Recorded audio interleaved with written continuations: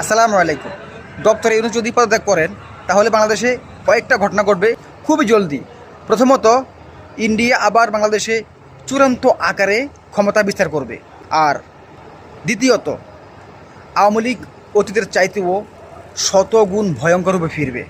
তৃতীয়ত, বাংলাদেশের সমস্ত রাজনৈতিক দলগুলোর মধ্যে চূড়ান্ত আকারে মারামারি হবে, দখলদারি, খুন খারাপি, বিভিন্ন কিছু হবে যেটা ইতিহাসে কখনো বাংলাদেশে হয়নি।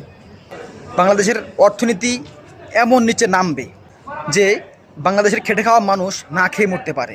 চতুর্থ, বাংলাদেশের এলিট সোসাইটি যত মানুষ আছে, ধনী বড় বড় ব্যবসায়িক, প্রত্যেকে তাদের ব্যবসা গুটিয়ে বিদেশে সেটেল হবে।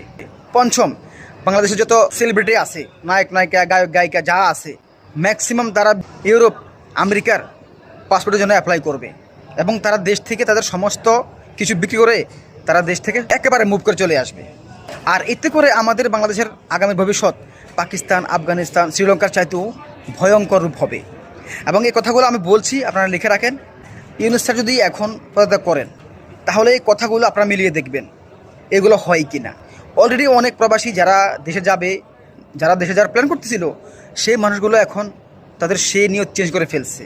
তাদের যেই টাকা পয়সা ছিল দেশে, তারা সেগুলো বিদেশে আনার চেষ্টা করতেছে। তারা বিদেশে সেটেল হয়ে যাবে, কারণ নিরাপত্তার একটা বিষয় আছে।